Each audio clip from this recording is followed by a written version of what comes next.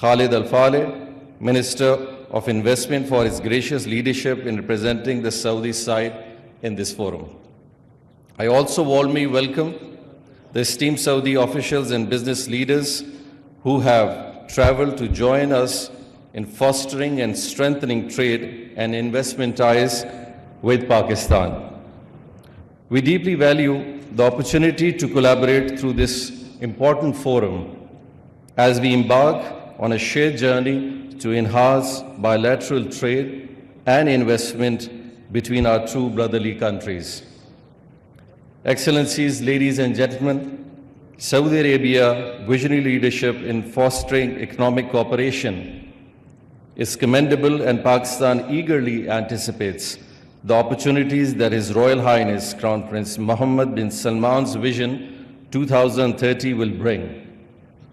Vision 2030 aims to diversify Saudi Arabia's economy, expanding into sectors such as tourism, renewable energy, technology, infrastructure, and more. There is immense potential for Pakistani companies to contribute and benefit from the transformable agenda, from construction and IT services to skilled labor and agriculture.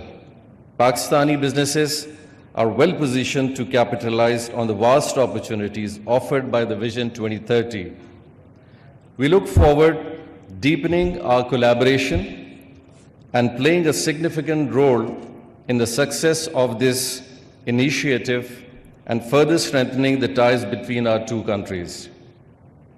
Excellencies, Pakistan's primary export to Saudi Arabia includes cereals, especially rice, meat, textiles, footwear, certain dairy products, fruits, vegetables, and fish products.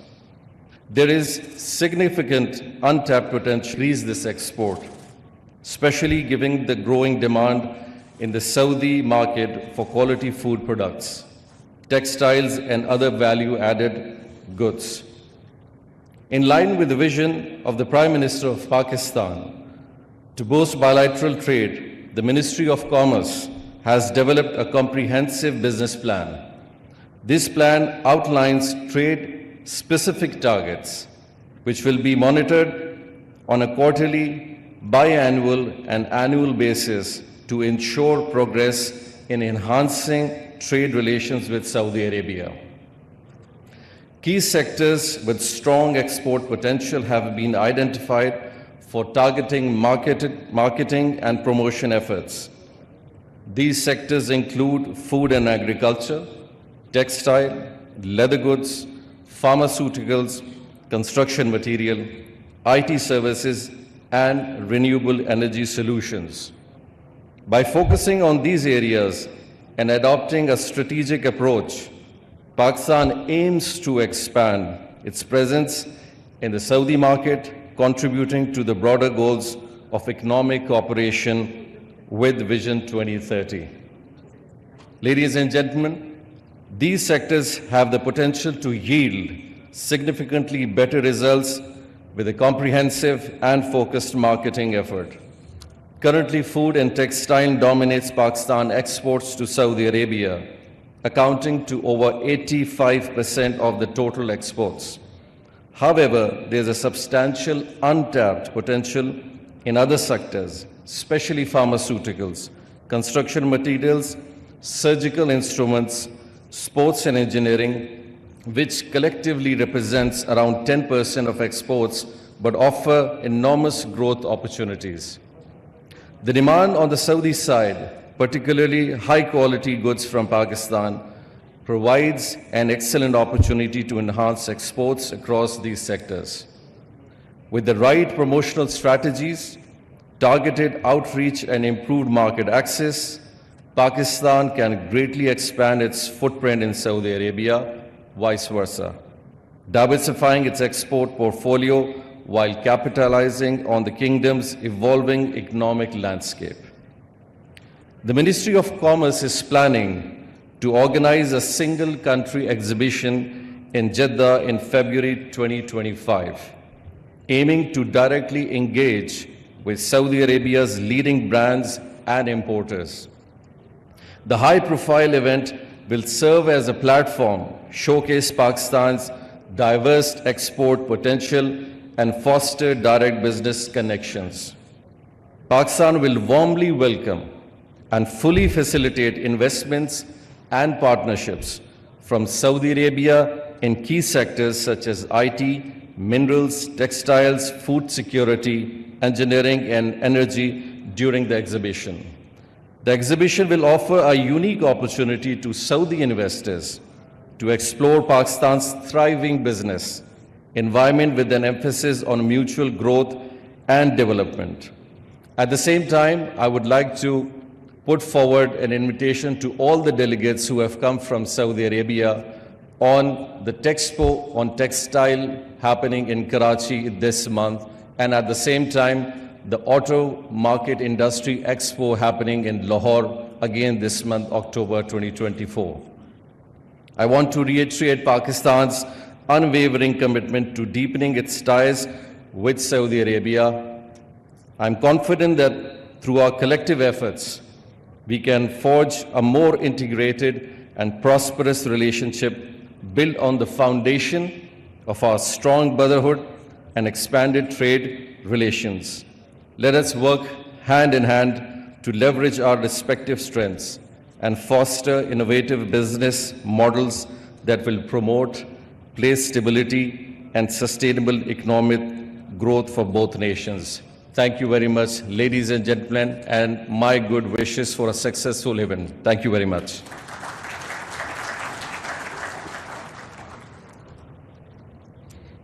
Thank you, Excellency Jam Kamal. As you rightly mentioned, this is a combined journey of mutual growth, and still there are a lot of opportunities, a lot of untapped markets which are there ready for investment to pour in. Ladies and gentlemen, may I now request our Honorable Federal Minister for Finance and Revenue, Senator Mohammad Aurangzeb, to kindly come up and share his thoughts on today's plenary session. Ladies and gentlemen, please welcome the Honorable Federal Minister for Finance and Revenue, Senator Mohammad Aurangzeb.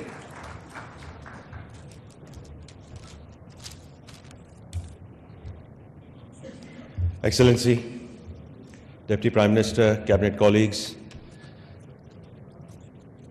distinguished members of the Saudi delegation, the Pakistani business community, a very warm welcome, a very good morning, and sabah al-khair. Over the last 12 to 14 months, alhamdulillah, we have had and we've made very tangible progress in terms of the macroeconomic stability. By the time we closed the last fiscal year, and as you know, our fiscal year is from July 1 to June 30th, all macro indices reflected this progress. On the fiscal side, we were in primary surplus. Our current account deficit was less than $1 billion, a stable currency, foreign exchange reserves, which had dipped to 2 weeks of imports, were up to over 2 months of import cover.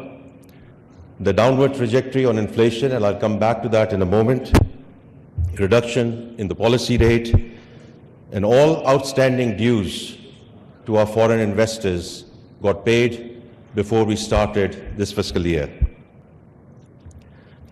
Ladies and gentlemen, it's a real pleasure and privilege to say that we have consolidated those gains as we've entered this fiscal year. In the first quarter, which closed end of September, on the back of very strong remittances, indeed, the Kingdom of Saudi Arabia plays a very, very important and critical role in terms of that corridor. So we always remain grateful for that. Also, the export flows, especially in terms of year-on-year, very critical deltas and important deltas in terms of IT services. Inflation, which had peaked at 38%, for the first time in September, all indicators whether it's the headline inflation, whether it's the core inflation, whether it's average inflation, alhamdulillah, came down into single digit, and we were at 6.9%, and inshallah that trajectory will continue as we go forward. And on the back of that, we've seen the reduction in the policy rate. There's more to do on that front, but especially the Pakistani business community, which is sitting here, all our friends, hopefully are seeing jo samarat hain uske in terms of the reduction in Kaibo, because that's what impacts you in terms of your lending rates. And inshallah, we will continue to see those markup rates continue to come down so that we can start seeing lending back into the private sector. And when we talk about the private sector, someone just mentioned to me that, and I want to say that in a way, that last time I was here at Prince, and this is the second summit, I'd said if the private sector has to lead the country, then the private sector has to be sitting in front, and the government functionaries have to be sitting at the back. So I'm very grateful to the organizers of this conference who have exactly done that, where we give due credit and remain respectful to our business communities, both on the Pakistan and the Saudi front, in terms just of the seating plan. Now coming back to the economy at the moment, now what we've seen is on the back of this macroeconomic stability, we have seen credit rating upgrades. Now there's more to do on that front as we move towards B- at least. We have seen institutional flows coming back into the country, both on the debt side and on the equity side. And yesterday, we actually saw an all-time record high of Pakistan Stock Exchange. As a finance minister, I am slightly cautious about taking credit for the stock market, but it is a data point, and I thought it was important to mention that data point. We also had, during September, IMF approve and their board approve an extended program for the country. It has really two implications and two reasons why we wanted to go into this extended program. One was to bring permanence to the macroeconomic stability, and I just mentioned a few things which are happening on that front. And the second thing is to execute the structural reforms which have been elusive in this country. Under the guidance of Prime Minister Shehbaz Sharif, we are now well underway in terms of structural reforms, whether it's on the taxation side, whether it's on the energy side, whether it's the state-owned enterprises. And we are very clear in the government that the government has no business in being in business. The government has to provide policy framework and policy continuity. It's the private sector which has to lead this country, and therefore we welcome all the delegates from Saudi Arabia, because this sort of re-emphasizes the importance that we put in terms of B2B businesses as we go forward. And we are very clear, we need to execute these structural reforms. We are very committed to these structural reforms so that we can get from stability to a path of sustainable growth, inshallah.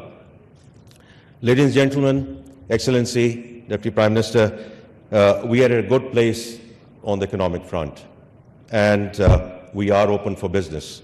As the ministers who would follow me and Minister of Commerce has already made a very strong, put a very strong proposition in terms of why Pakistan is a very important destination for investments, inshallah, going forward.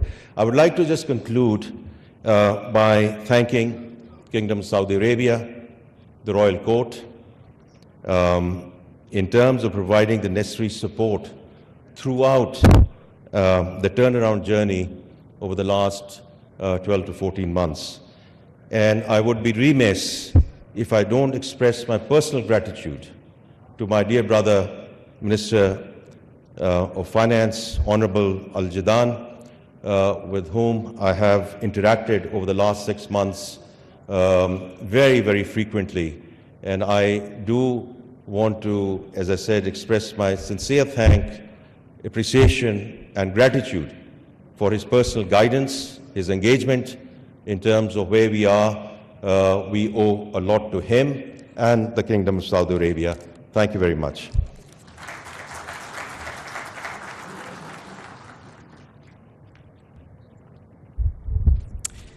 Thank you, Excellency, Federal Minister for Finance and Revenue, Senator Muhammad Aurangzeb, for your views. And as you rightly mentioned, the private sector has to lead the economy, and the economy is indeed in the growth phase. Ladies and gentlemen, the establishment of Special Investment Facilitation Council, SIFC, as we know, was a key milestone in establishing the right trajectory for tapping our investment opportunities. Now, I would like to show you briefly the potential and investment opportunities in Pakistan in this video.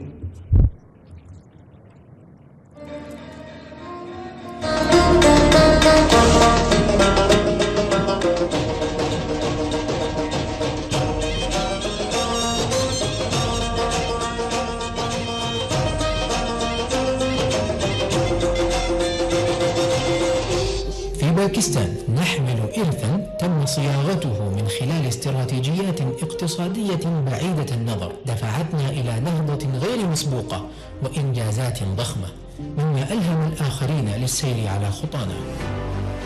باكستان تواجه اليوم تحديات اقتصادية لكنها لم تفقد الأمل أبدا. بدأت حكومة باكستان خطة لإنعاش الاقتصاد الباكستاني بهدف الاستفادة من الإمكانيات الاقتصادية غير المستغلة والموارد الطبيعية الوفيرة بالإضافة إلى القوى العاملة الشابة الماهرة لقيادة التحول الاقتصادي.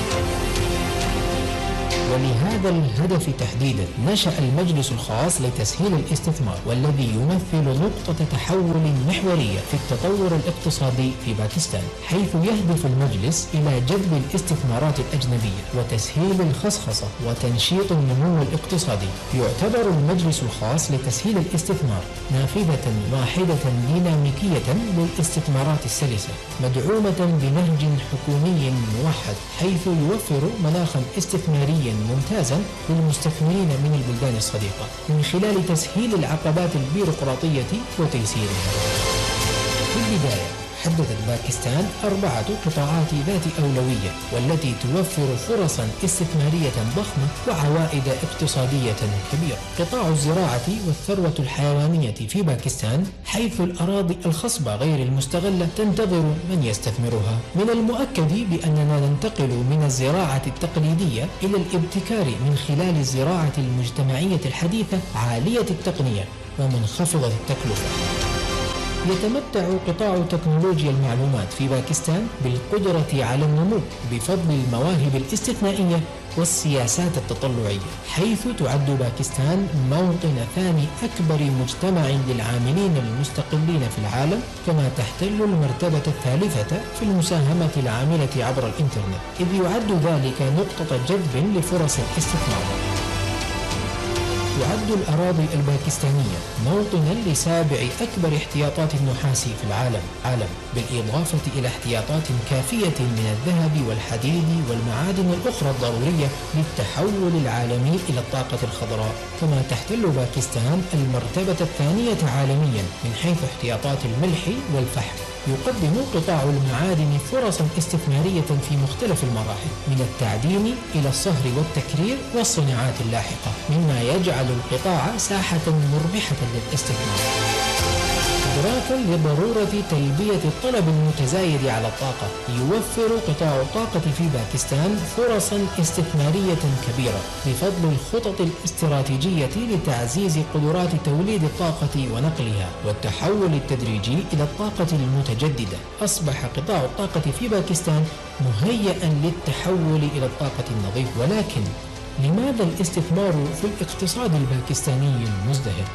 يعد الموقع الاستراتيجي لباكستان بمثابة بوابة جنوب ووسط آسيا وما وراءها، مما يعزز التجارة والتكامل الإقليمي. تتمتع باكستان بقوى عاملة شابة ماهرة مستعدة للمساهمة في نجاح أي مشروع. تتمتع مناطقنا الاقتصادية الخاصة بأرباح عالية للمستثمرين بفضل البنية التحتية المصممة خصيصا بنظم الحوافز. باكستان تسير اليوم على طريق التحول، وتستعيد عافيتها الاقتصادية، حيث المستقبل المشرق الواعد. ترحب باكستان بالانضمام إليها عبر خلق بيئة اقتصادية. Deputy Prime Minister of Pakistan, Senator Ishaq Dar. And I'd also like to welcome my old boss, Excellency Mr. Khalid Al-Faleh, who was my first boss when I moved from Boston to Saudi Arabia. My first project and my first boss at Aramco was His Excellency Mr. Khalid Al-Faleh. So my current boss and my old boss both are present here. I'd also like to welcome all of my current friends, my cabinet members, my friends, General Saab. I'd also like to welcome my new friends, particularly His Excellency Mr. Ibrahim Al-Mubarak. Thank you very much, the entire delegation, for visiting Pakistan.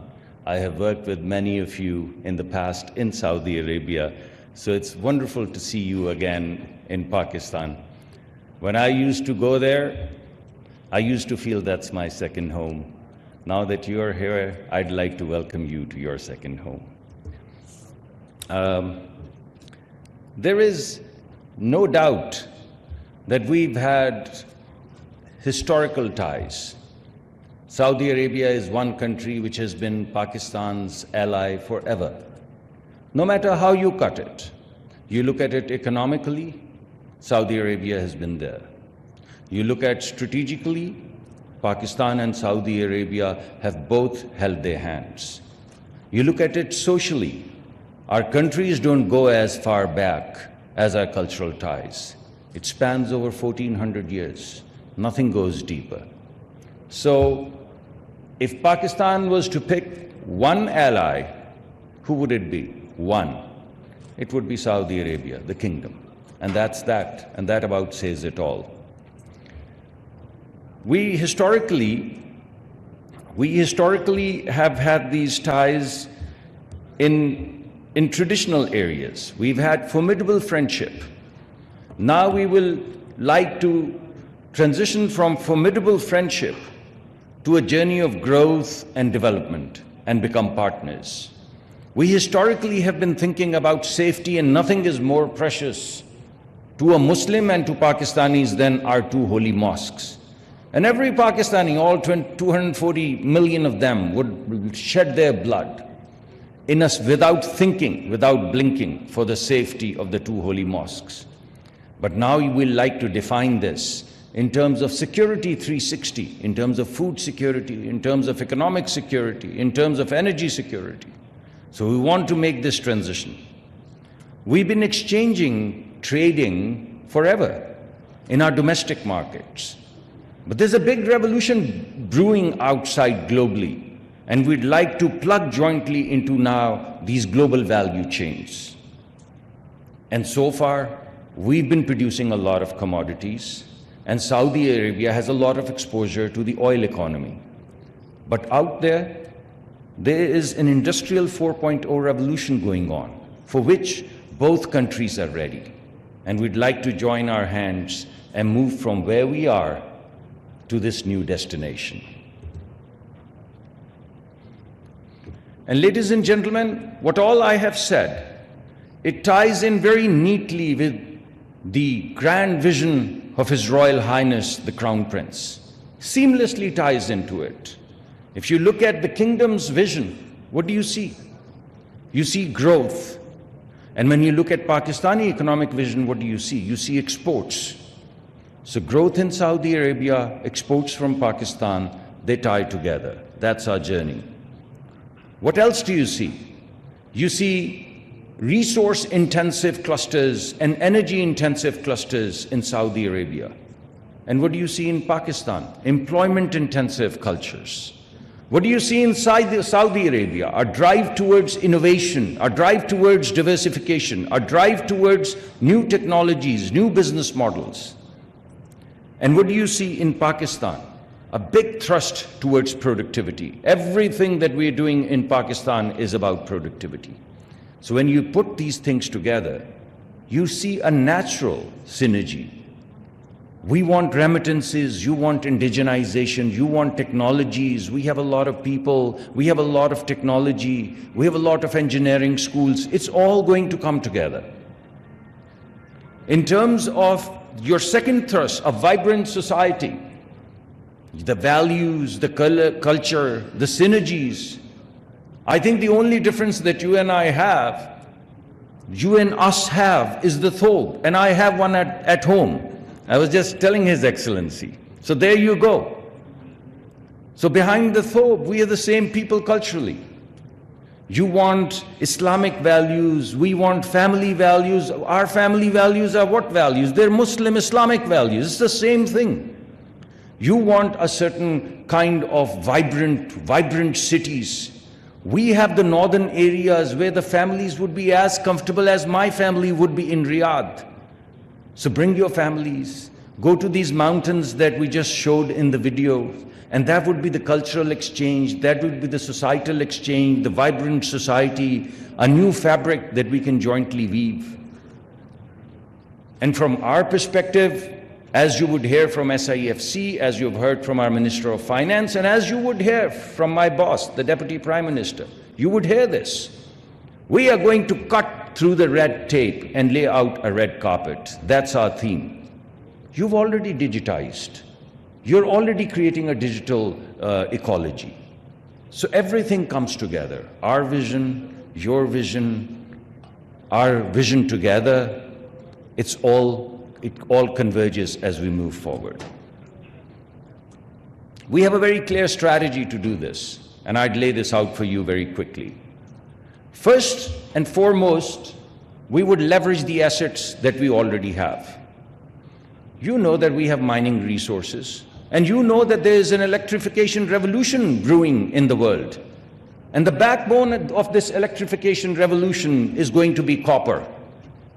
And we're probably the 6th or 7th richest country in terms of copper. And there's no electrification revolution without copper. And you have the biggest clusters in Saudi Arabia. You take this raw material, you smelt it, and we jointly move it downstream, and we've all plugged into this great revolution of electrification. So we leverage. You have the world's largest resources of crude, and we have a growing population and a stable economy which is poised to grow at 4 to 5%. So all of these crude resources we can lock into, from crude to chemical, from crude to liquids, a great opportunity. And you are digitizing, not just within Saudi Arabia, but creating a global footprint in terms of artificial intelligence, in terms of machine learning. And what do we have? We have engineering schools. We have more engineers than we can accommodate at a price which is unmatchable across the world. So we leverage these resources together to plug into global value chains. That's our first strategic thrust. And we open up new markets. In order for us to open these new markets, to build this economic highway, we need infrastructure. We need road infrastructure, we need rail infrastructure, we need port infrastructure. And what is the expertise that Saudi truly, if you look at, I always tell people, you go to Saudi Arabia, the kingdom, and you would see a revolution of capital investments the world has never seen. If you look at the transition of the kingdom over the past 20, 25, 30, 35 years, the history of mankind has never seen any revolution of infrastructure like the kingdom has put together over the past few decades. So with that kind of expertise in infrastructure and this kind of need of infrastructure, you put this together and you get all the answers. So we have the infrastructure both to unleash our mining resources, but also to tap into new Central Asian markets. A whole new economy which is sitting out there. And finally, as I mentioned, we've already moved towards security, and you would see through the day, through the course of the day, you would see food security, you would see health security, you would see pharmaceutical investments, you would see joint programs, physician exchanges, educational exchanges. So you're going to see all of that, what I call 360 security. And we've already spoken about the culture. These are the 13 strategic sectors that Vision 2030 has highlighted. And right now, all of the programs that we are putting together, they would seamlessly plug into the sectors that you've already highlighted. We want to build synergy.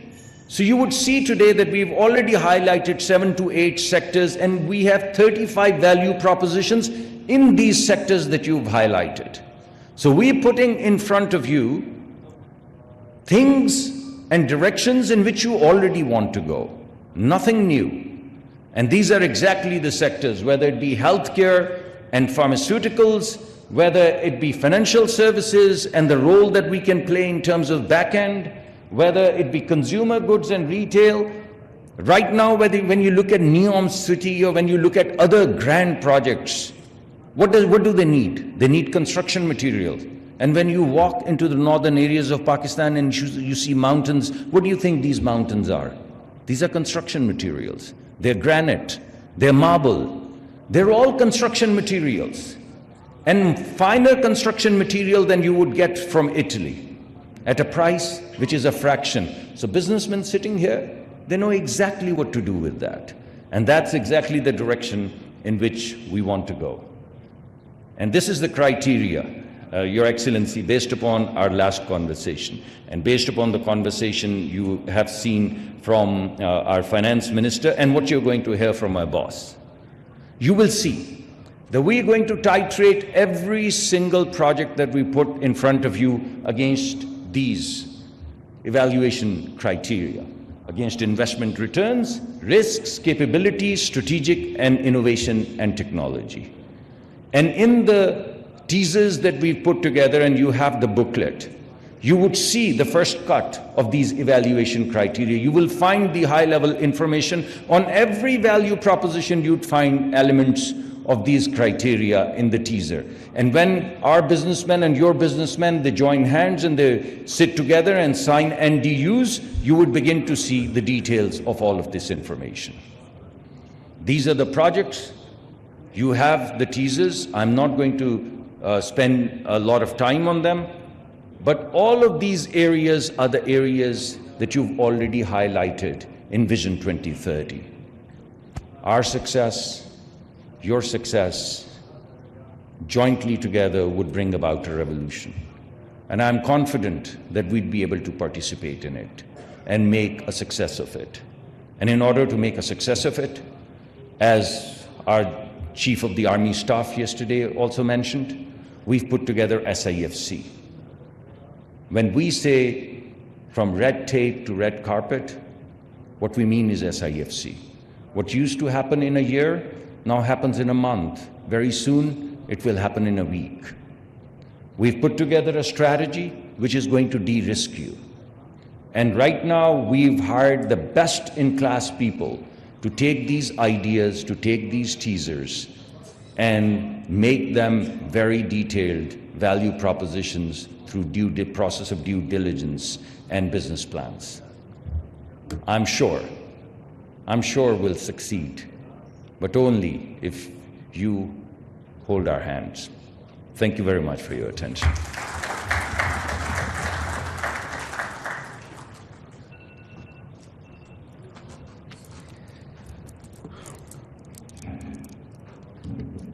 Thank you. Thank you very much, Excellency, and Excellency Musaddiq Masood Malik, for your enlightening views.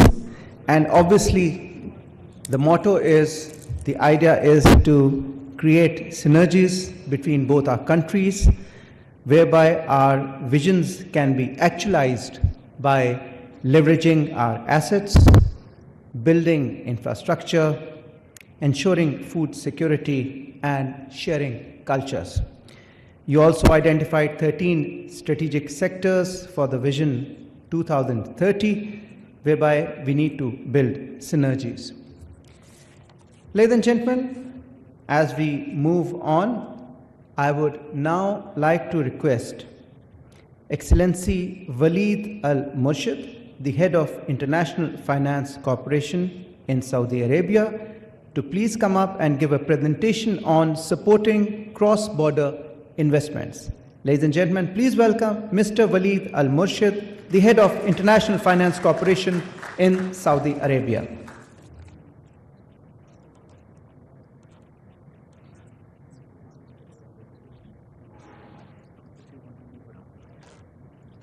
Assalamu alaikum wa rahmatullahi wa barakatuh. Your Excellency, thank you for giving us the opportunity to present IFC supporting cross-border investment between Saudi Arabia and Pakistan. I have my colleague Zishan, head of Pakistan office, to introduce himself. Is this working? Thank you. Hi, good morning. My name is Zishan. I head IFC for Pakistan and Afghanistan. We're grateful, Waleed and I, to have an opportunity to talk to you a little about the way IFC views investment opportunities cross-border between Saudi and Pakistan. And the reason we're happy to have this opportunity is both Pakistan and Saudi Arabia are strategically critical countries for us. These are countries where we have significantly stepped up our engagement. And a big part of our role as a development institution is to promote cross-border investments by credible private groups in Saudi Arabia into Pakistan, but also credible Pakistani groups into Saudi Arabia. And that's really the crux of what we're going to present. We only have a few slides. Happy to then answer any questions later on. Waleed, do you want to kick us off? Yes, we will talk today about IFC, International Finance Corporation, mega multilateral investment guarantee agency. I mean, since IFC started in 1956, we invested over 400 billion US dollar. Our focus is manufacturing, agribusiness service, financial institution group, infrastructure, trade and funds. And we are not only providing loans, but we participate in equity, mobilization, blended finance, upstream, structure finance, and trade finance. Also, we provide advisory, and it is very important in our region, providing PPP privatization, environment, corporate governance, social and environment, gender, and climate. Maybe This is some of the partners of companies. Sorry. Okay. Just if you go to the last slide. Is this working? Yeah. Just to give you a sense of numbers. So IFC is the largest global multilateral that is focused entirely on investment in private sector. On average, we invest roughly around $55 billion across developing countries in the world. We only invest in developing countries. In Pakistan, we invested over $2 billion last year. And the idea really is to scale up what we do, not just in other countries around the world, but also in Pakistan. We'll talk a little more about what we're doing in Pakistan in the subsequent slides. This is some of the partners that we worked with in Saudi, in Pakistan, and globally. I'll just highlight some of these companies, like Aqua Power. IFC worked over 10 years with Aqua Power, financed them in many countries, and we participate in equity. I'll give other example, Marai, Saudi German Hospital, and etc. But one of the things that we established many companies in Saudi, and it was the first company. Example of Saudi Home Loan, this is the first housing finance company over 15 years. And His Excellency Minister Musaddiq, he was part of us to advise us on establish the first housing finance company. You want to talk about some I think examples? you covered the Saudi partners. Just to emphasize the fact that for us, supporting private sector, whether in the country of destination, whether that's in Pakistan or in Saudi, or bringing in global players, is a core part of our strategy. So the top left-hand corner is global companies that we in countries, and the companies at the bottom are in. I mean, just to highlight what is our priority in Saudi. cross-border investment, South-South investment. We worked recently with over 60 companies in Saudi Arabia, helped them expand their investment cross-border, and we invested over $4 billion US. And also we focus on selective transactions that is first of a kind, like housing finance, insurance, leasing, and we do advisory, especially PPP, SMEs, corporate governors, and I will just highlight like first airport, Medina Airport, first private airport in GCC. This is done almost over 10 years ago, first health project, and overall it's a very profitable market for IFC Saudi Arabia, and it's a priority. And now I will ask my colleagues Zishan to take over to talk about Pakistan.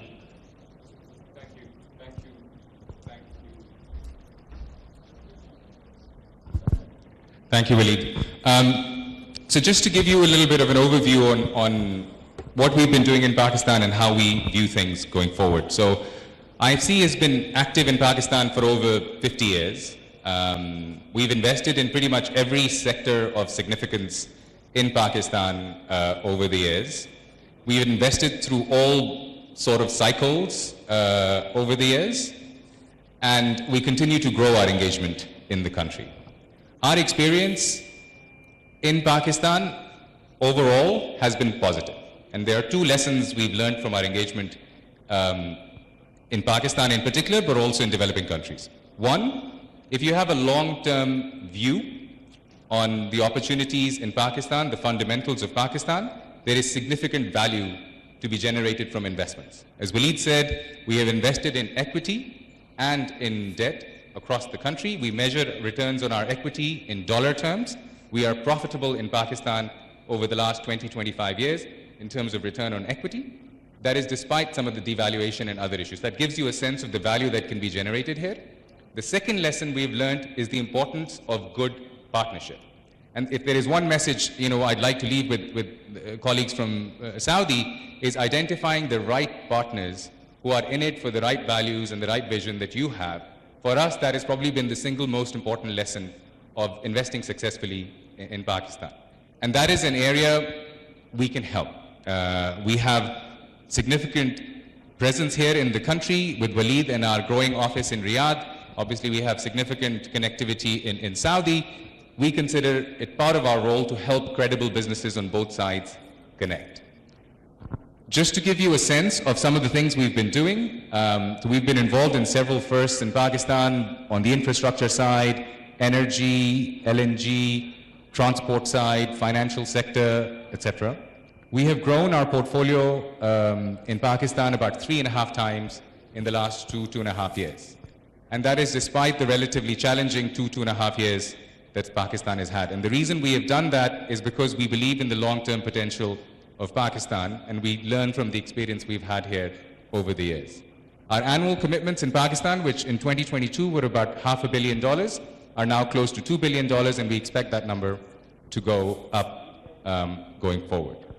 If you go to the next slide, I'll only pick out a few things in terms of the sectors that we see as opportunities and are actively engaging in. Many of those have been highlighted by earlier ministers who spoke.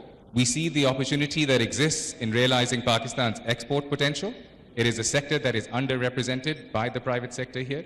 So for us, a key area of support is businesses that are in manufacturing that are looking to export. We are also very much focused on the climate and sustainability agenda. Anything on energy, transmission, distribution, transport, ports. We're also now very actively involved in the mining sector, particularly in copper, as was mentioned earlier. So for us, we see a number of opportunities across the infrastructure space as well as in the manufacturing space, where our focus is very much on enhancing competitiveness of Pakistani private businesses and realizing their export potential. And a lot of the time, again, in terms of our learning of being here in the market, is businesses here have capital, but are keen on access to foreign know-how. That is something that Saudi corporates who have exposure to other parts of the world can bring. So there is a lot of synergy that can be generated between the technical expertise and the capital that may come from Saudi groups with the Pakistani companies here that have ambitions to grow. So that's all on in terms of IFC. I wanted to just spend 2 minutes on MIGA. As you saw in the first slide, there are two parts of the World Bank Group that are relevant to private sector engagement. One is IFC, that provides financing, provides advice to private groups. The second is MIGA. MIGA is essentially an entity that provides risk insurance for foreign investors coming into developing markets. And there are a number of typical risks they cover. The three main categories are political risk insurance, credit enhancement, and then trade finance. Within political risk insurance, there is insurance for transfer restriction and convertibility, expropriation, war, civil disturbance. In credit enhancement, probably the most powerful tool that MIGA has is called non-honoring of sovereign obligations. And then the final one is on trade finance. These are very important covers that foreign companies, whether they're coming into Pakistan or other developing countries, can take advantage of. It provides them comfort. And again, MIGA has been active in Pakistan for several years. MIGA has a history of almost $1.8 billion of FDI outside of Saudi going into developing countries. So we're again very happy to facilitate that dialogue for Saudi companies, foreign investors looking to come into Pakistan and provide the adequate cover that they need. I think we'll bring our presentation to a close. Thank you again for the opportunity. Again, very happy to support the initiative, both on the Saudi side as well as on the Pakistan side, to increase private sector to private sector engagement. Please consider us as a partner in this. Thank you. Finally, I would like to thank His Excellency Engineering Khalid Al-Faleh for his support for IFC and making this happening. And we assure you that our team in Riyadh and in Islamabad ready for Saudi companies or Pakistani company for any support that they need. Whenever they need, we are available. Thanks a lot for this opportunity. Assalamu alaikum wa rahmatullah.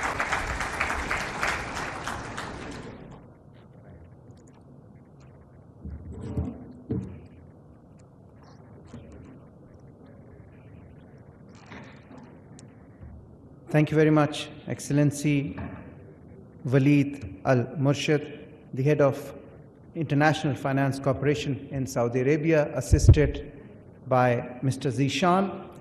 And you mentioned that IFC has invested about $2 billion in Pakistan in the last year. And I'm sure there are many more to follow, given the kind of right potential which is there for investment in Pakistan going forward. Ladies and gentlemen, now we have another presentation, and for that I would like to call upon Excellency Thamir Al-Shetri from Exim Bank of Saudi Arabia. Please welcome Excellency Thamir Al-Shetri from Exim Bank of Saudi Arabia. I would now like to request him to kindly come up and share his presentation in today's forum.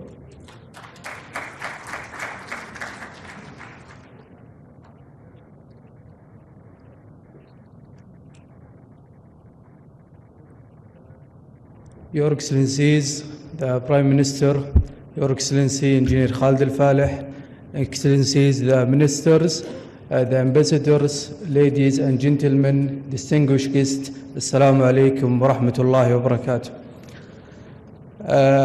Actually, it's my first visit to Pakistan, but even though I feel home, I would like to quote what His Excellency Khalid Al-Faleh said yesterday. We are sharing the same values, the same faith, and even the same culture.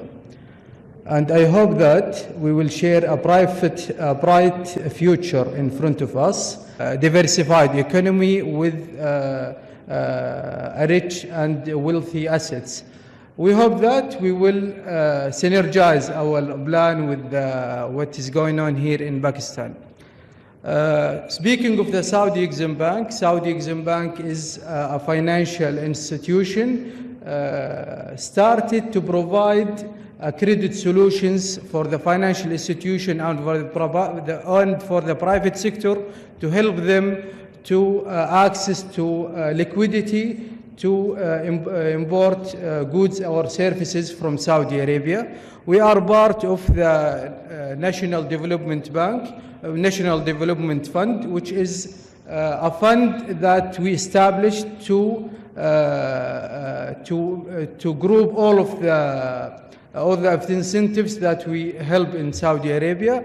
We are even under the Vision 2030 through the NIDLIB, the National Industrial Development and Logistic Program, which was headed by His Excellency Khalid Al-Faleh. As I mentioned, our goal is to help the Saudi to diversify our economy aside from oil. So we are helping the Saudi exporter and even the importer from outside of Saudi Arabia to import from Saudi goods and services. In general, we are working to maximize the economic impact of Saudi Arabia by working hand in hand with our clients to achieve the financial stability of the bank and even for the economy in general by applying the best practice that is used in the international market in general. We are categorize all of our clients into two categories. The first one is the financial institutions. We are working hand in hand with them. We specialize a product for them called the line of credit and other product which is coming in the pipeline. It will help us and them to co-finance the financing for the trade in general. And the other category of the clients we are providing is the private sector. We are providing them with very competitive loan that they can utilize to import from Saudi Arabia. This is the most important slide in my presentation, which is categorizing all of the products that we are providing across all of the beneficiaries from the clients. We could see that our product is for all of three categories, and they all come beneficiaries from it. This is the main products that we have. It's categorized into two groups, the financing group and the insurance group. The financing group, we have a line of credit, which is our flagship product, where every private sector in any country could access to a capital in their local banks, where they can import from Saudi Arabia. The other thing is, the other pillar of our category is the insurance pillar, where we help the private sector to invest wisely by utilizing the insurance product we offer in Saudi Exim Bank, which is, we do it co-insurance with many international institutions around the world. This is the categories we are focusing on. It's covering all of the product that we are providing in Saudi Arabia, and not only the product, even the services.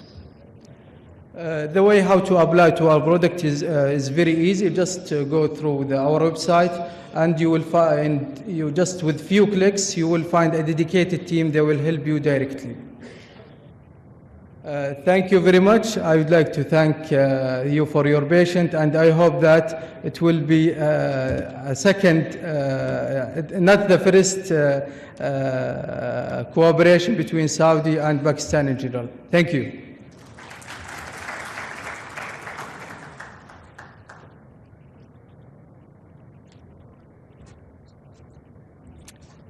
Thank you very much, Excellency Tamir Al-Shetri, representing Exim Bank of Saudi Arabia.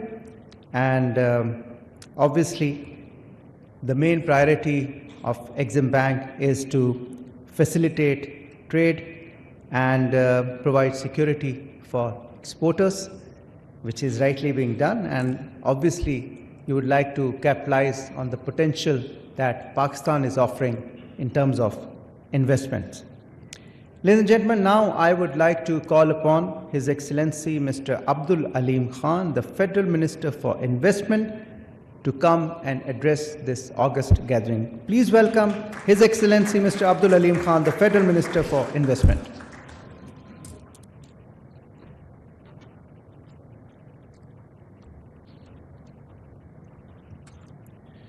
Bismillah ar-Rahman ar-Rahim. The Deputy Prime Minister of Pakistan, Senator Ishaq Dar Sahab, the Honorable Minister for Investment, Brother Khalid bin Abdullah Al-Faleh, my fellow cabinet members, the esteemed delegation members, distinguished guests, good morning and Assalamu alaikum. Being one of the last speakers, it's a great privilege because when I came in the morning, I had a speech of like 10-20 pages. Now, after the speeches of my brothers, I am left with at least 1 or 2 pages. So, especially after the speech of my brother, the elder brother, Dr. Professor Musaddiq Malik, I have hardly anything to say, but I would still try to say something. It's my great honor to welcome you, sir, Your Excellency, and your esteemed delegation to Pakistan. I would like to thank the leadership of Saudi Arabia for extending invaluable support and assistance to Pakistan whenever Pakistan needed. The government of Pakistan and the people of Pakistan deeply appreciate the support provided by the kingdom during all these years. We are especially grateful to the custodian of the 2 holy mosques, His Majesty the King Salman bin Abdulaziz, and His Royal Highness Prince Mohammed bin Salman. The people of Pakistan pray for His Majesty's good health and long life. I am very pleased at the ongoing discussion between the government entities within the framework of Saudi-Pakistan Joint Task Force. I hope that your government and private sector delegates will have the opportunity to take forward some of these discussions during this visit. I am also confident that with the institutional and policy reforms that we have introduced, more Saudi investors will be encouraged to invest in Pakistan. I would like to congratulate the team of both sides for B2B MOUs and agreements which will be signed during this visit. The ongoing discussions, exchanges of visits, Saudi Arabia's commitment towards strengthening economic engagements within Pakistan, I'll highly appreciate it. I hope this forum provides a unique opportunity to build deeper commercial ties between Pakistan and Saudi Arabia. We invite Saudi businesses to explore the wide range opportunities of investment Pakistan has to offer. The government of Pakistan through SIFC, Board of Investment, Ministry of Privatization is fully committed to support and facilitate foreign investors in every sector. Together we can create a future where economic cooperation between our nations drive mutual growth and prosperity. In the end, I am grateful to everyone who took time out, came here and participated in today's forum. Thank you so very much.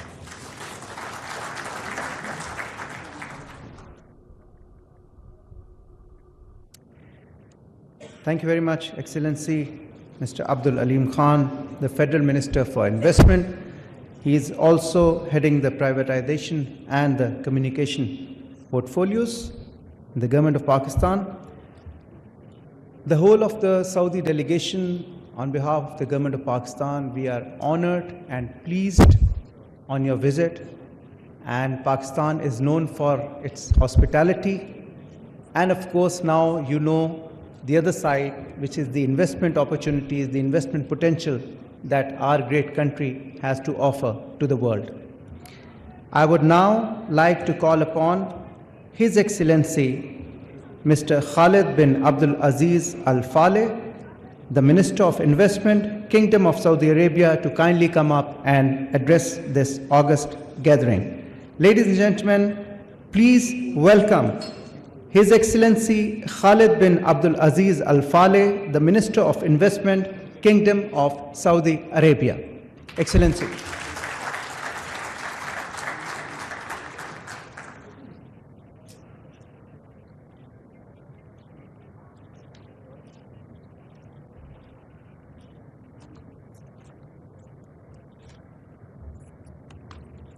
بسم الله الرحمن الرحيم الحمد لله والصلاة والسلام على رسول الله. Your Excellency, Honorable Deputy Prime Minister, Minister of Foreign Affairs, Ishaq Dar. Your Excellency, Honorable Ministers, members of the Cabinet of Pakistan, the ones who spoke so warmly and so eloquently, and indeed in a very convincing way about a great value proposition that is standing in front of us and is ours to lose, and inshallah we will not lose it, given the vision and the determination of our leaders, of our people, and of our great, vibrant private sectors and investors from both sides, who I am honored to be with in this Saudi delegation and to have the opportunity to interact and meet with our colleagues and partners from the Pakistani side. Let me thank everyone who spoke about the warm welcome. And I can tell you, we felt the warmth of the Pakistani friendship. We felt the bond just as the door of our airplane opened last night, before we felt even the warmth of the air of Pakistan. And we have been embraced with open arms, open hearts, every second of our presence here, like every time we come to Pakistan. This is not my first visit. I've been here quite a few times, and every time we come, we see that Pakistan is not a second home. It is indeed just another very close home to us, and we are not amongst friends, we're amongst family. Let me start by conveying, not just to the honorable members of the Pakistani cabinet who are with us today and the parliamentarians, but to the entire Pakistani population, the warmest greetings from the leadership of Saudi Arabia, His Majesty, Custodian of the Two Holy Mosques, King Salman bin Abdulaziz, and His Royal Highness, Crown Prince, Prime Minister Mohammed bin Salman bin Abdulaziz, who hold Pakistan in the highest regard as a strategic partner, a cultural partner, a country like no other in terms of the bond that has united us for as long as history can chronicle. Of course, the modern relationship of Saudi Arabia and Pakistan has its roots from the founding of Pakistan. Saudi Arabia was with the Pakistani people as they created their own nation in 1947. And soon after that, we entered into a treaty of partnership in 1951. So very soon we will be marking 75 years since the entry into that treaty. But Saudi Arabia and Pakistan need no agreements, no treaties. We are united, we are bonded, we are connected. Our Islamic relationship and our spiritual relationship have been created 1400 years ago with the advent of Islam, and the Muslim people in this region were one of the first to enter into Islam, and all of us studied early in our childhood how the people of the Sindh Valley embraced Islam so passionately, and we continue to see it. We see it in Saudi Arabia with over 2.5 million Pakistanis who are supporting our country, who are making Saudi Arabia tick with their contribution in every aspect of our economy and our society. We see it in over 160,000 Pakistanis who participate every year in Hajj. We see it in over 1.8 million people who travel to Saudi Arabia for Umrah every year, and in a way fuel that bond that unites our people. I am grateful that after our arrival last night, we saw that warmth and that bond and that reception from the top of the leadership of Pakistan. The Honorable President of Pakistan, Asif Ali Zardari, who is traveling today to a foreign destination, insisted on receiving us late in the evening last night and spent a good amount of time impressing on us his own personal belief and commitment to the relationship between Saudi Arabia and Pakistan, and that Pakistan is always there for Saudi, and that he sees the potential, the complementarity, the synergies, the great value proposition that each of our country makes available to each other if only we would realize it. And he called on all of us today to work towards that common objective. We spent a good amount of time with the Honorable Chief of the Army Staff General Sayyid Asim Munir Shah, and he spoke also from the heart, as well as from the mind, as well as expressing in numbers that are very, very compelling, what the value proposition to the Saudi private sector from partnering with Pakistan. And he expressed his commitment that he will see to it that all matters of red tape will indeed be replaced with a red carpet treatment for Saudi investment. And he recalled how he and Crown Prince Mohammed bin Salman saw to it to create this special one-stop shop, special single window, this special bureaucracy elimination mechanism, the Special Investment Facilitation Council, SIFC, which many of the honorable members of the cabinet are also members of and are seeing through that mechanism, as well as the other reforms that are undertaken by the Honorable Prime Minister, will undertake to make Pakistan not only one of the highest return investment destination, but one that is low risk, very much financeable, bankable, and attractive for Saudi investors. And the Honorable Prime Minister will be speaking to the Saudi delegation later this evening, and will be presiding over an exchange of agreements and MOUs totaling 27 that will be signed throughout the day. Many of them have already been negotiated and agreed, and will be announced today, over $2 billion.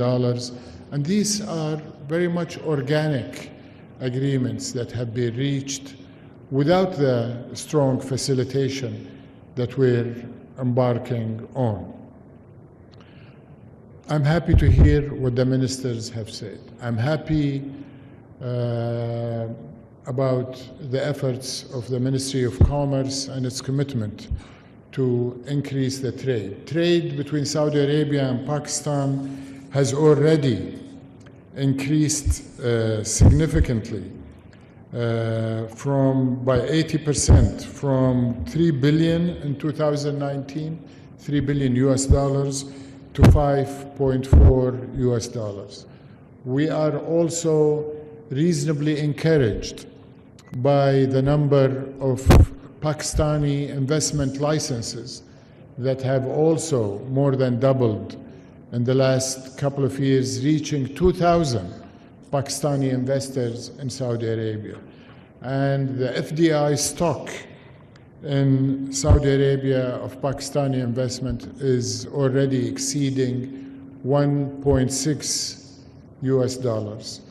We are committed to and extremely encouraged by the announcement by His Royal Highness the Crown Prince committing the front end of Saudi investment into Pakistan, which is $5 billion.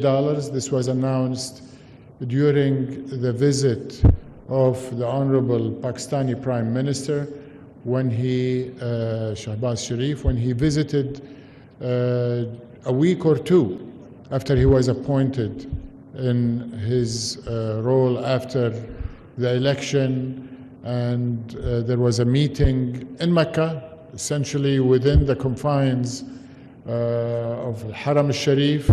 Honorable Finance Minister and others were there wearing their ihram thobes, and I was also honored to be there, and we saw the warmth, the mutual commitment from both leaders, and that what I call the front end of Saudi investment was committed. And of course the PIF has a leading role. I am glad that we have the PIF represented with us in strength here in this delegation, not only representing the PIF, but also bringing many of the PIF portfolio companies, which is going to be spearheading the Saudi investments, including Aqua Power and renewable energy, including Manara in minerals.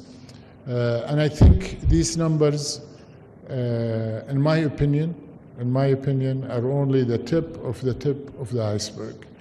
I think the limits, there are essentially no limits to what Saudi Arabia and Pakistan can do in the economic sphere, just like there are no limits to our friendship, to our bonds, to our historic relations, to our political relations at the highest level, from the days Saudi Arabia and Pakistan were created in the last century to many, many centuries in the future. I think it's been mentioned by our dear Pakistani partners. They have spoke about Saudi Arabia better than I would be able to speak about Saudi Arabia. And that again illustrates the kind of bond and complementarity that we have together. But let me say that Vision 2030 is not only doing well, it's actually ahead of schedule, and we're moving to start thinking about the next phase of envisioning the future. And the future of Saudi Arabia is going to be one of prosperity, it's going to be one of empowerment of the people of Saudi Arabia, empowerment of our private sector and our companies, of which we are very, very proud, and many of them are with us today, over 50 companies that have been breaking their schedules and their commitments elsewhere to be in this delegation, to be here in Pakistan this week. But Vision 2030, and this is the key point about Vision 2030, I want to say, is also about extending our prosperity to our partners and to our friends and to the countries that we need as much as they need us.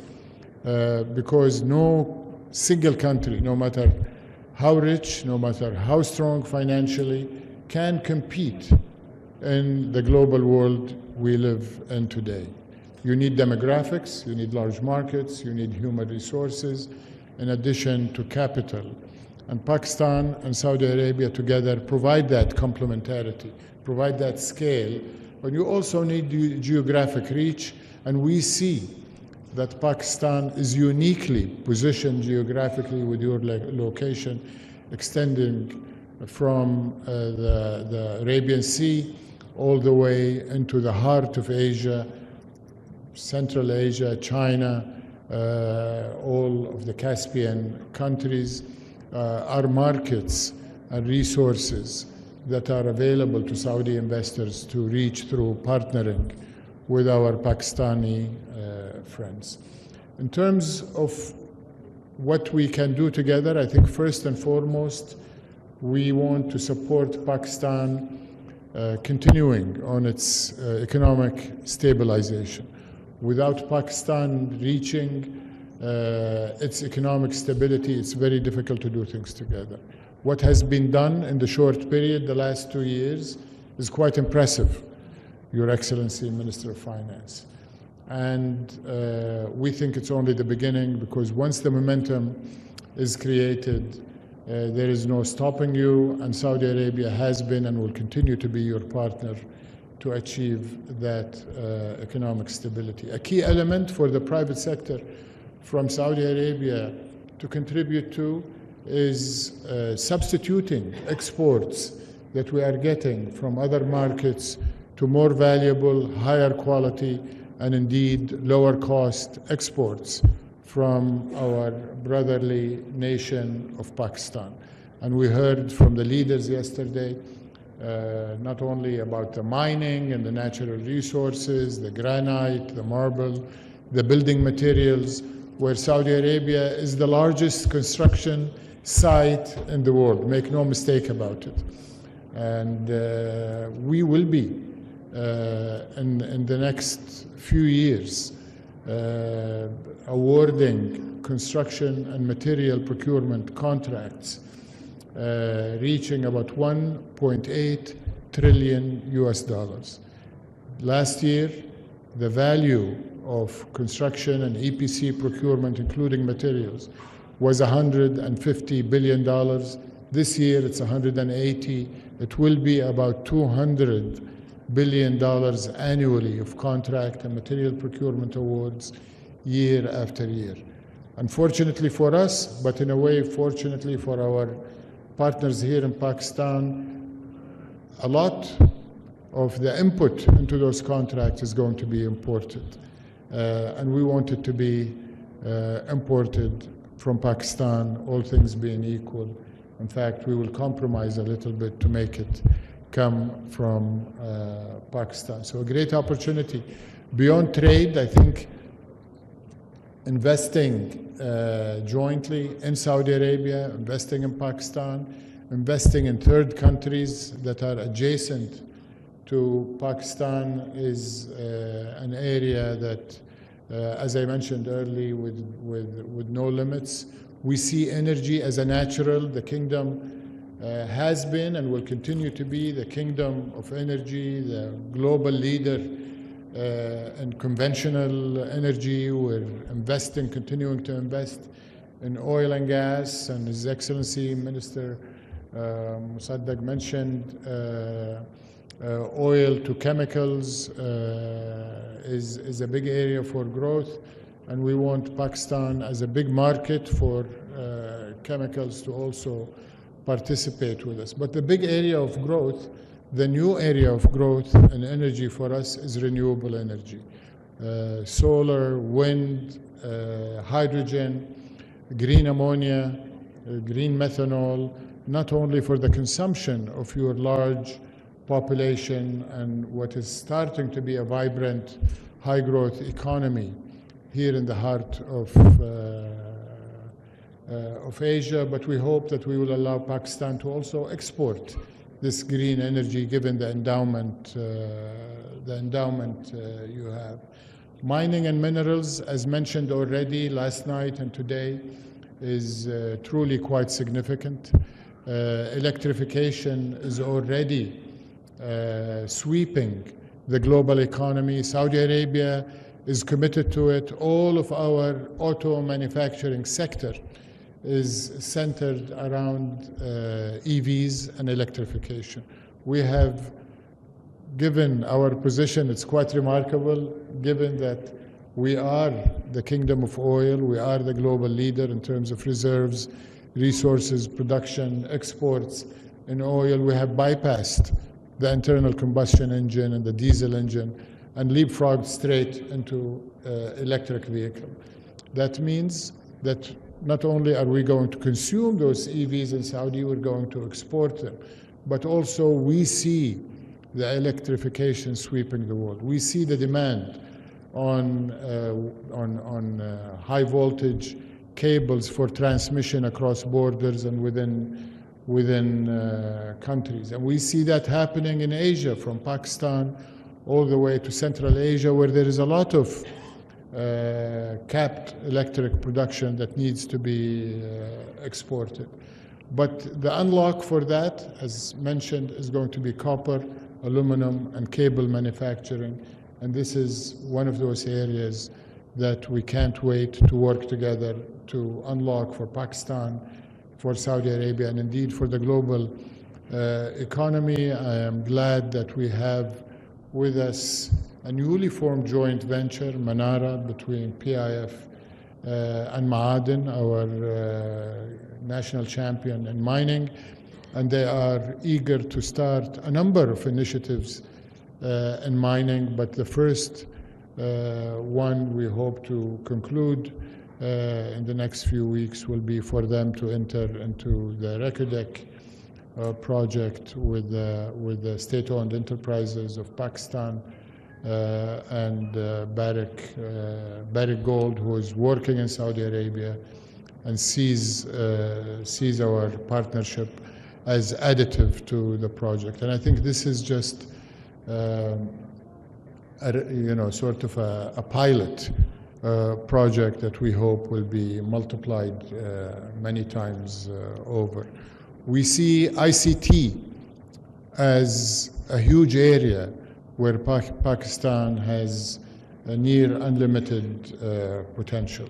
The key ingredient for ICT is human talent, and we believe in Pakistani talent. We have seen them in Saudi Arabia since the modern Saudi Arabia started bringing global human resources.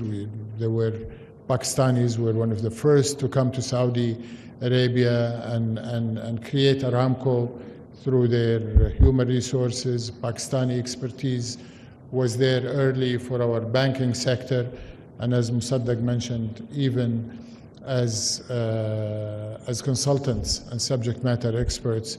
He mentored me and taught me. He was very humble when he called me his boss. He was actually telling me how to build an industrial cluster in Saudi Arabia, and we took his advice, and we're very proud that our industrial sector is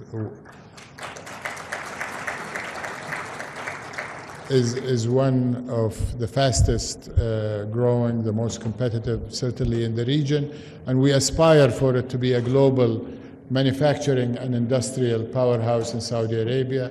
We're looking to make Saudi Arabia the hub for global supply chain resilience, not just to meet domestic and regional, but global.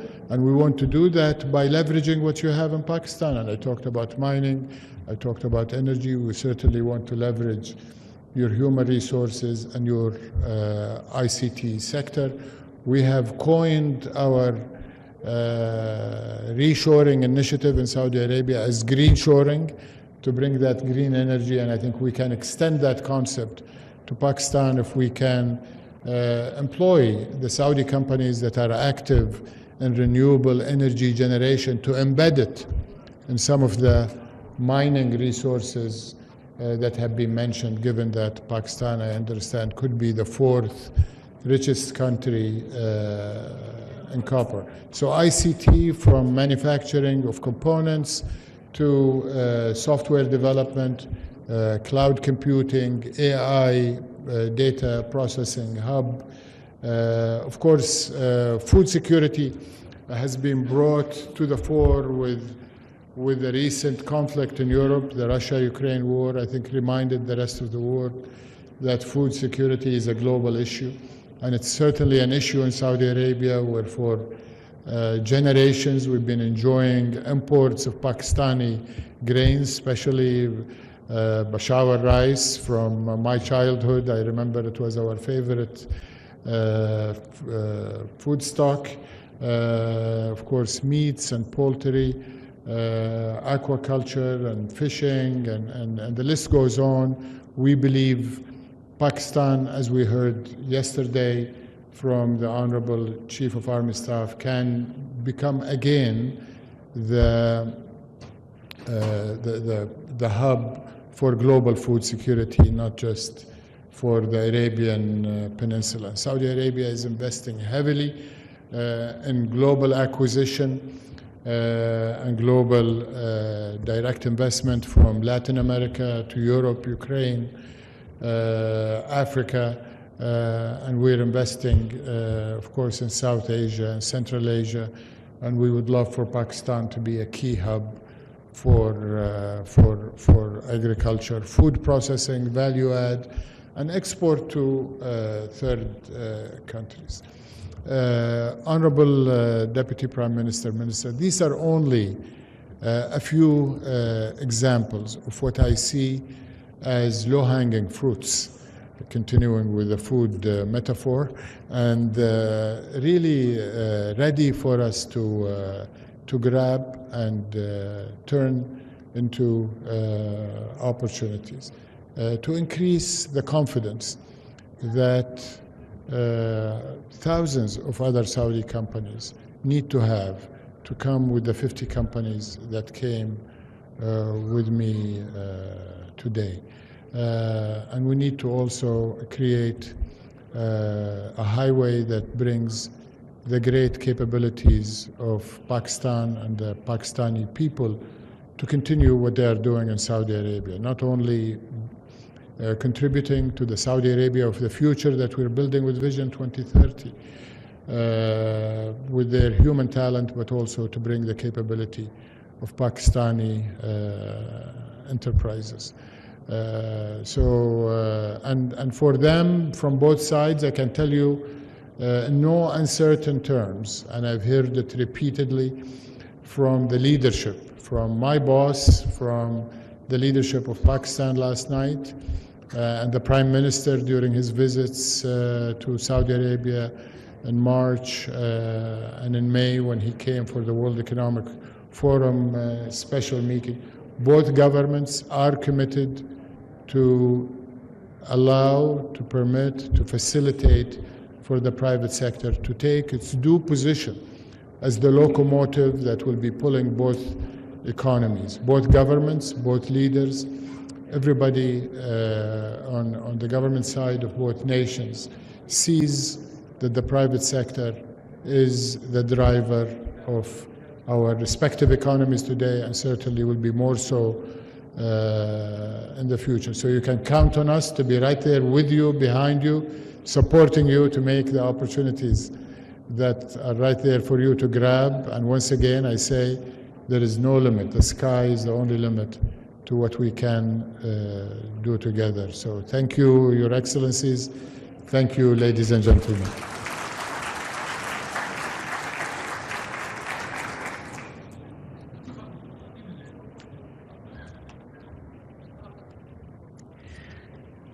Thank you very much, Excellency Mr. Khalid bin Abdul Aziz Al Faleh, the Minister of Investment, Kingdom of Saudi Arabia, for your kind words.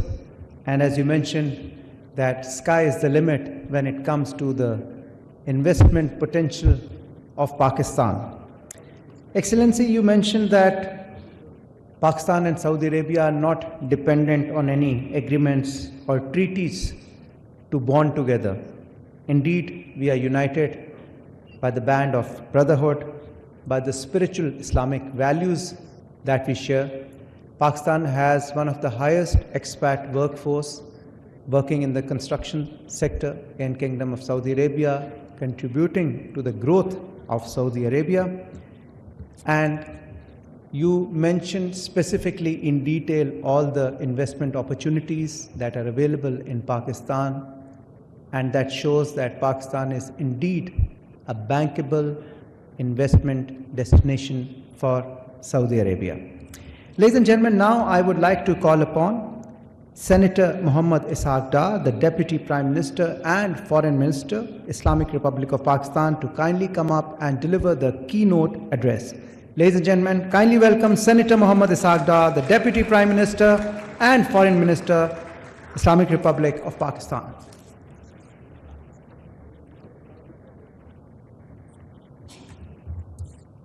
Bismillahir Rahmanir Rahim. Nahmaduhu wa nusalli ala Rasoolil Kareem.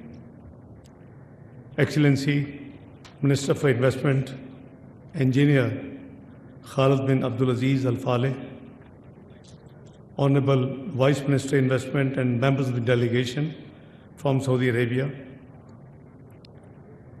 Honorable Cabinet colleagues,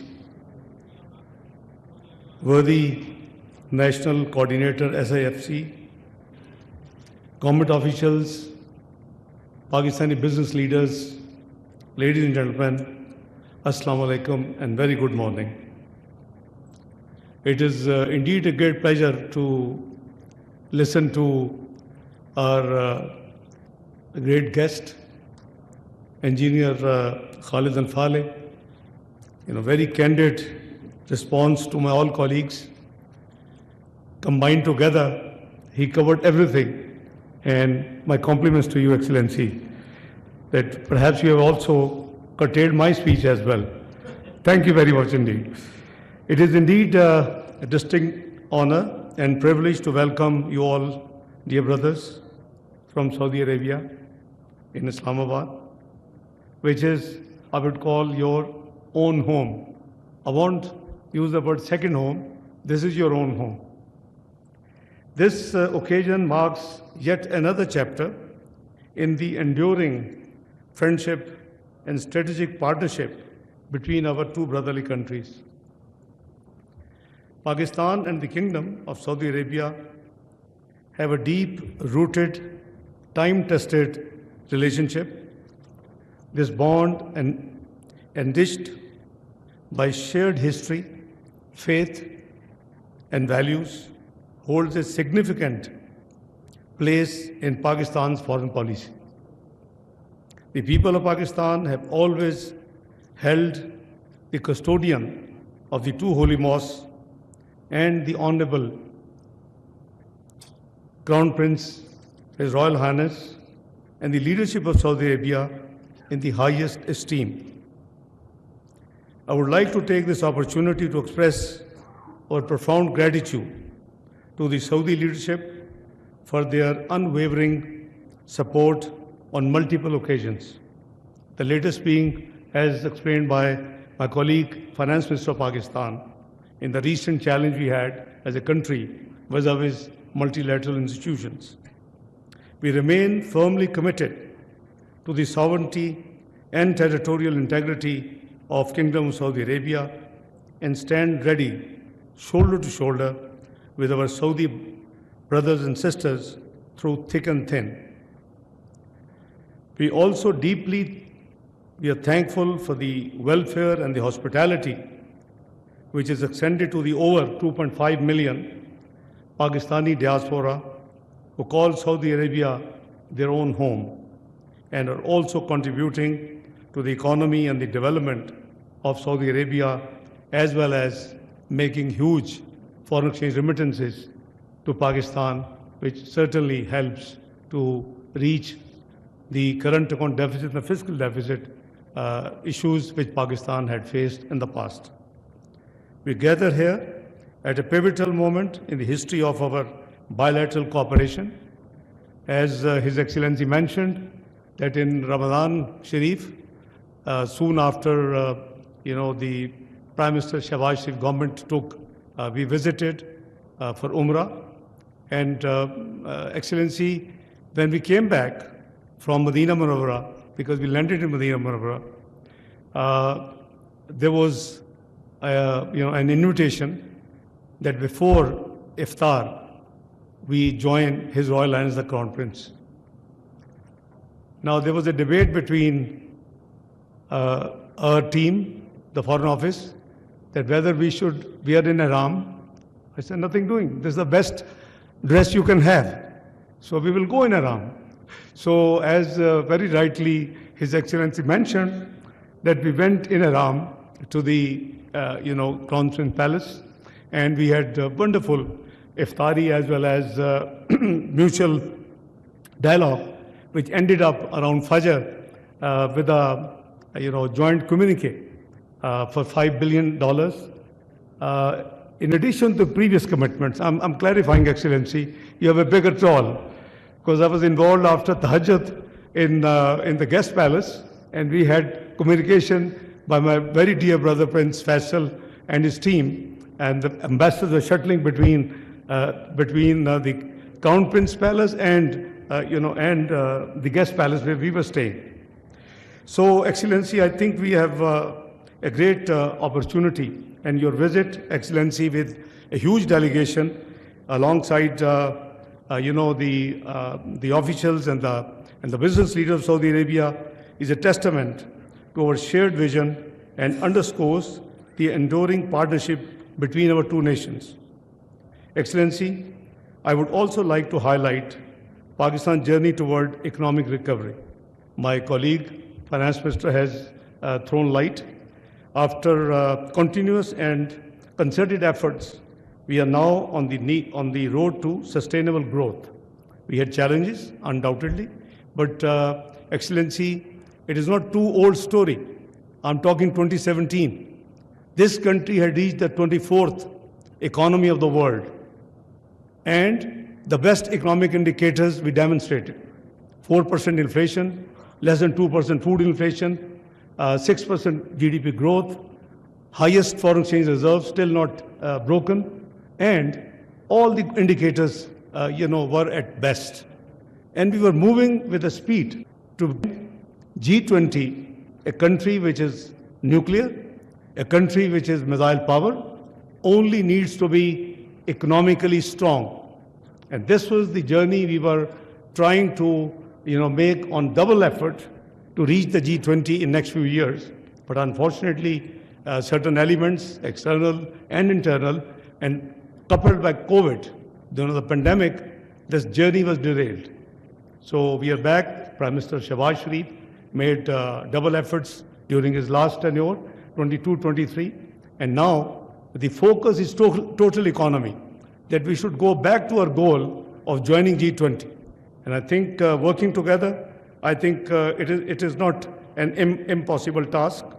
Our new homegrown program, supported by the EFF facility, which Honorable Finance Ministers have mentioned, on 25th of September, makes a significant departure from our past.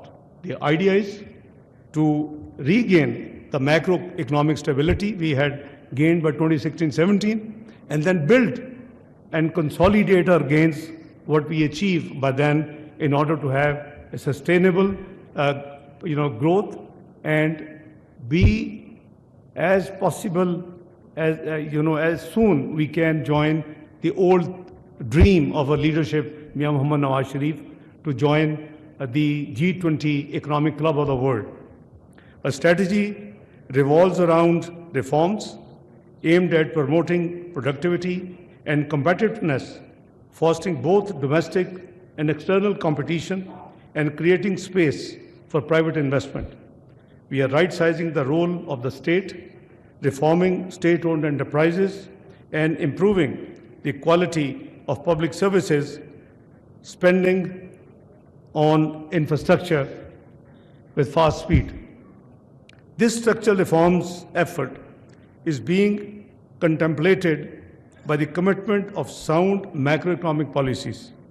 The stable exchange rate is now functioning as a key factor in aligning market conditions as our economic indicators have improved. Furthermore, Monetary policy is focused on bringing inflation down, and State Bank of Pakistan has predicted that we would reach, not too far away, between 5 to 7%. It's already, as Finance Minister shared with you, 6.9% as compared to high 30s just a year and a half ago. We have taken steps to ensure that our economic revival agenda is supported by a sustained effort to strengthen tax administration with broadening of the tax base. Despite the difficult and often unpopular decisions which has been taken by Mohammad Shahbaz Sharif's government so far, these reforms are already yielding positive results. Economic indicators are moving in the right direction. Inflation has come down substantially. Our credit rating has shown improvement, and the current account deficit is narrowing, as shared by the Finance Minister. These achievements not only signify a turning point for Pakistan, but also make our economy a more attractive and stable environment for foreign investment and partnerships. Pakistan, with the vast natural resources, dynamic talent pool, and commitment to sustainable development efforts,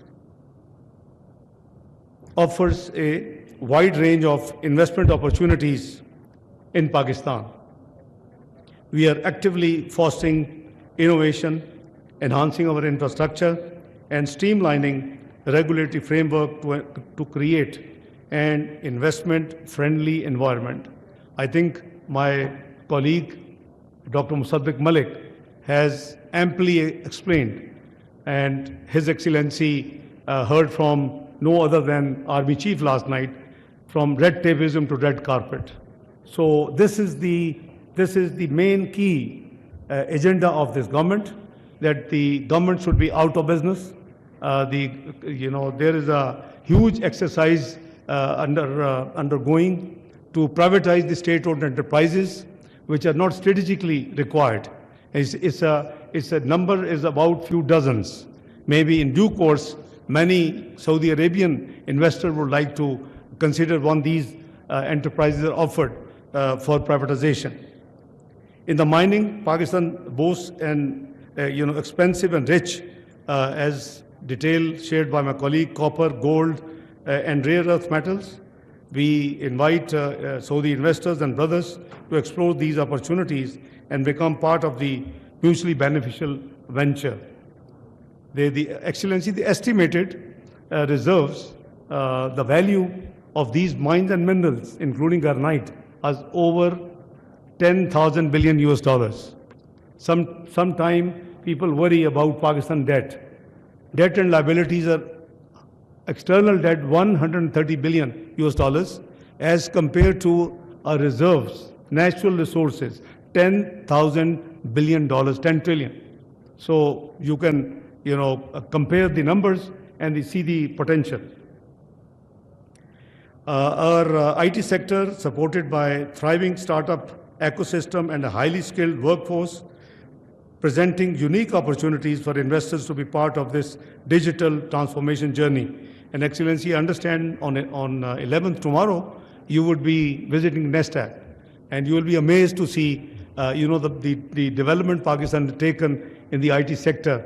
It is mainly led by the Air Force authorities, and they have really put up a great job throughout Pakistan. In agriculture and livestock, Pakistan fertile lands and extensive waterways produce a diverse range of crops and goods for both local and global markets. These sectors offer immense potential for investment and collaboration. Moreover, our commitment to renewable energy is unwavering. With strong government initiatives, we aim to achieve 60% clean energy capacity by 2030, offering lucrative opportunities in solar, hydroelectric, and other renewable energy sectors. Excellency, as you mentioned that the Army Chief shared with you, the possibility of Pakistan to be providing and a food security, provider. It is a reality. We have vast lands which are cultivable with certain modern technology, and his team is already working with SIFC and the government relevant quarters on the agriculture. I think there are 4 areas where we have a great potential: IT, mines and minerals, agriculture, and food security elements. So let me assure you that your visit, Excellency, marks a significant milestone in our bilateral relations. We look forward to the signing of multiple memorandums of understanding, and thank you for the valuable participation of yourself, your team, your Vice Minister, and Excellencies and the business delegations who are here. I may be missing the historic MOU ceremony. I was just sharing with Excellency, the Investment Minister of Saudi Arabia, that I am being asked to accompany our President of Pakistan to Turkmenistan for an official visit of just a day, but it's their 30 years constitution celebrations. So if I get leave, I'll be happy to join. But otherwise, I'm sure my prayers and my duas will be with you for all the success to you and your delegates. Excellency, the MOUs include, I understand, wide range of sectors, mainly semiconductors, energy, livestock, manpower, and IT. These MOUs are a result of dedicated follow-up by Your Excellency and your side and our side, public and private sector entities, of the direction given by the leadership of both countries, which you very kindly mentioned. We hope that the signing of these MOUs will usher a new era of cooperation between our private sectors. I would also like to commend the honorable members of the Saudi delegations for their commitment to do business in Pakistan. These engagements will pave the way for fruitful discussions and agreements, and inshallah will further strengthen our strategic partnership, which is already very, very brotherly, close partnership in the areas of economic areas, trade, security, defense, and all cultural, all areas. We are working very closely. But I think with your guidance, your help, and your leadership qualities, I'm sure we can reach to a new strategic highest level, ever high in the history of both countries. Excellency, we are eagerly anticipating the visit of His Royal Highness, the Crown Prince and the Prime Minister, Prince Mohammed bin Salman, to Pakistan. And as you very kindly mentioned, that the visit had been scheduled, but because of certain unavoidable medical reasons of the king at that time, mashallah, he's doing quite well. He's fully recovered. So this visit was temporarily postponed. So we are all as a nation looking forward to the visit of His Royal Highness at his earliest possible opportunity. This visit will not only further strengthen and put a strong bond in our strategic partnership, but will also pave the way for more collective efforts in various sectors we are jointly looking, Excellency. Once again, I extend to you, Excellency, and your delegation a very warm welcome to Pakistan, and I wish you a very pleasant stay. It's a very brief stay. I think you should plan, in consultation with your old colleague, Dr. Musaddiq Malik, some break in Pakistan. He showed you the mountains, he lured you and your delegation. There's a wonderful places in Pakistan which you will never, you will forget Switzerland. And it's such a organic beauty there, untempered, that you will love to then, repeating your visits to Pakistan, I can assure you. And let me tell you, Excellency, also, this country's economy has a great resilience. We have demonstrated, when we were declared macroeconomic unstable country in 2013, early 2013, the general election had to take place, and we were told this country will get out of the quagmire in 12 to 15 years. And no matter which political party would win, it will take that long period to deal with the challenges. Nobody believed it's only 3 years. Under the leadership of, Pakistan Muslim League Prime Minister Nawaz Sharif, and now his successor is, Prime Minister Muhammad Shahbaz Sharif. And it took only 3 years to reach from the macroeconomic unstable place to 24th global economy. Now, this is the resilience this country has and its economy has. So, working together, there's a great potential. I talk even broader. The Ummah, the 57 countries, if they work together, they have everything which they require to be the world global power. So I think we need more coordination, more cooperation. As ex officio chairman of Islamic Development Bank in 1998, I triggered a work that we should do, and I shared with my colleague Jam Kamal Sahab, Commerce Minister, that what the Islamic countries import from outside 57 countries, and what do they export to outside 57 countries. If you can profile, you have a great future, I tell you. And Pakistan only requires an increase of maybe $15 to $20 billion to be all time to come to get rid of any multilateral support. So let me assure you, Excellency, that Pakistan is a great potential, and I'm a personal witness because I've been in politics since early 90s. I've been investment. By the way, I'm the founder of the investment board in Pakistan. That was my first responsibility in 92, 93. Minister of State for Investment, and now SIFC is part of Board of Investment, and General Sarfraz is doing with his team a wonderful job to provide one window of facilitation. So let me tell you, Excellency, that we have a great scope to work together, to take a partnership to a very ever high level. And I wish you a very pleasant stay, your delegation, and I'm sure together our countries, working together to thrive, benefit not only for the two nations, but also contribute to the global and regional peace, stability, development, and prosperity. As we embark on this journey together, I assure you of Pakistan's commitment to work closely with our brother Saudi Arabia to turn our shared vision into a reality. And I'm personal witness to the generosity, to the hospitality, to the cooperation in all areas by the Saudi Arabian leadership in the last at least 4 decades. Around 4 decades I have been involved. So I wholeheartedly once again thank you, and thank your delegation. I wish you all the best and look forward to be interacting with you more frequently. Thank you very much, and God bless you all. Pakistan, Saudi Arabia, brotherhood. I will not say friendship. Brotherhood, Zindabad.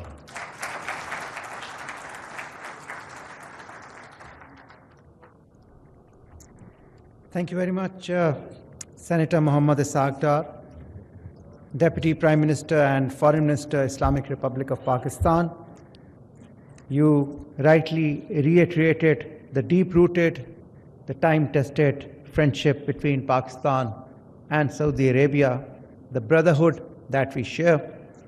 You also mentioned the specific structural reforms undertaken lately to boost the economy of Pakistan, which are bearing result. You mentioned the 4 main areas of investment: the IT sector, the mining, agriculture, and obviously the food security.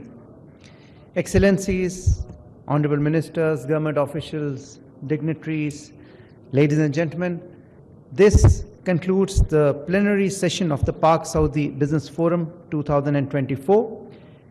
May I request you all to kindly proceed for the sectoral breakout sessions in the respective boardrooms, which I'll just be announcing. The food and agro sector session will be held in Shamadan 3 near the main lobby. The energy, power, petroleum and mining session will be held in Kehkashan 2, which is across this door. The industries and trading session will be held in Kehkashan 3, which is across this door. The information and communication technology would be held in Kehkashan 1, which is also across the door. And the construction session will be held in Shamadan 2, which is near the main lobby. And Beyond this, the Saudi and Pakistani companies who will be signing memorandums of understanding are requested to kindly remain in this hall, and we'll be having the signing here only. So with this, we come to the conclusion of this session. Thank you very much, ladies and gentlemen, for attending. Once again, a warm welcome to our Saudi dignitaries. Pakistan, Zindabad. तो देखते रहिए आप news HD।